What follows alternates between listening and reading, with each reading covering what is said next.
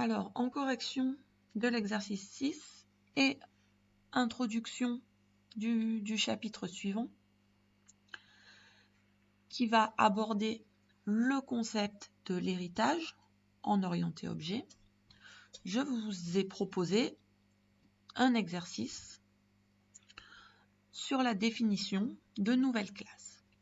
Donc, exercice répondant à la problématique suivante.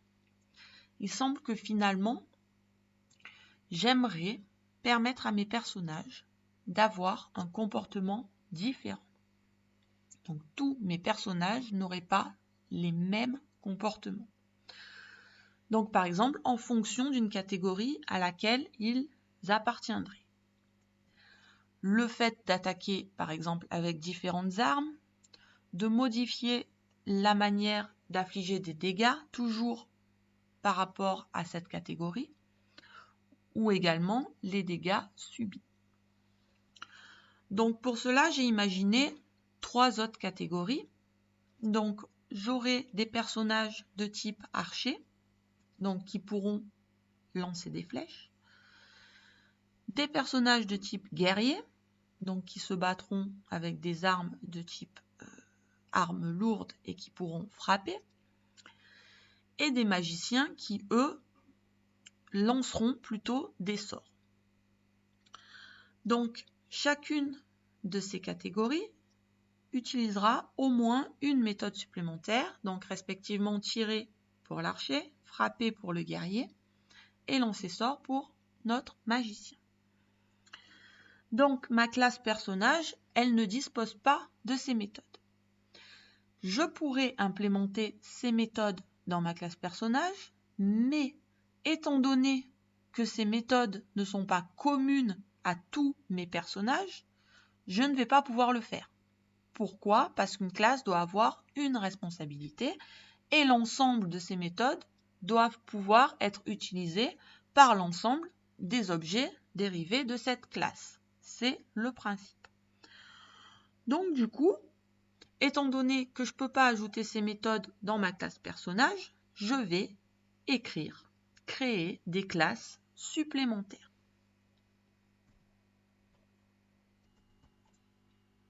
Alors, nous avons donc notre personnage qui doit donc, si je suis ma logique, être décliné en 3 classes distinctes. Donc, j'aurai une classe archer, ce qui me permettra d'instancier un nouvel archer, un guerrier,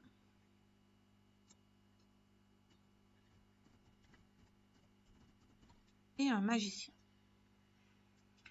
Donc, pour pouvoir faire ça, je vais devoir définir mes 3 classes. Donc, pour ça, je vais partir de ma classe personnage. Donc, la première variante sera ma classe archer. Alors, étant donné que mon type personnage n'existe plus, je ne vais plus pouvoir l'utiliser. Je ne vais pas pouvoir non plus attribuer de type précis pour le moment au personnage cible de mon attaque. C'est un problème, mais nous verrons par la suite comment y remédier. Donc pour le moment, et afin de pouvoir aller jusqu'au bout de mon idée, je vais supprimer le type de données attendues. Donc désormais, j'ai bien une classe archer. Je vais faire la même chose avec mon guerrier.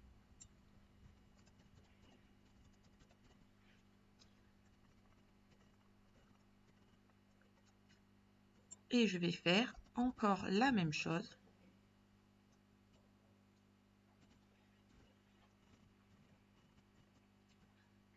avec mon magicien.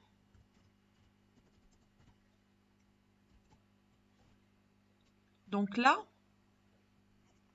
chaque instance est donc une instance d'un type différent, donc d'une classe différente.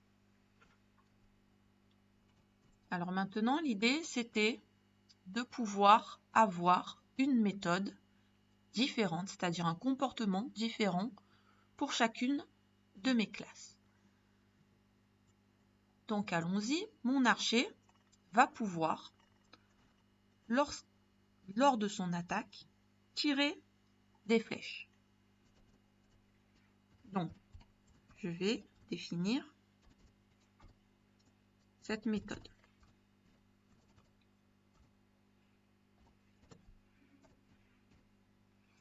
Ok, et donc pour le moment, je vous ai demandé juste d'informer de l'action en cours.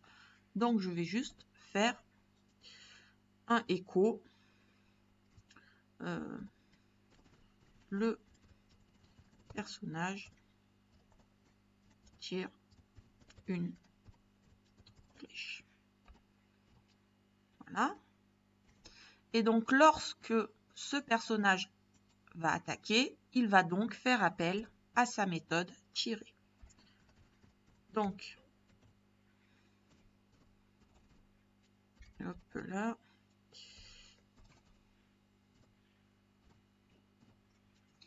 Voilà. Je vais faire exactement la même chose pour mes autres classes. Donc, allons-y. Ma classe guerrier. Donc, la méthode de mon guerrier, ce ne sera pas tirer, mais frapper.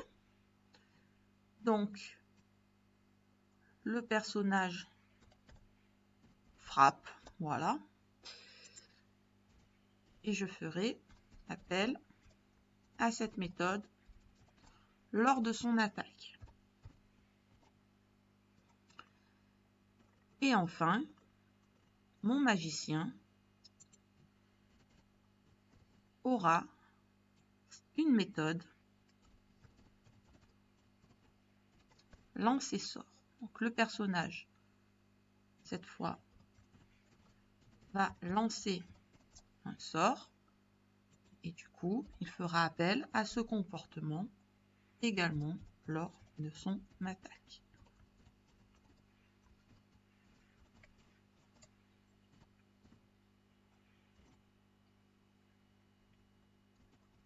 Alors, on va voir ce que ça donne.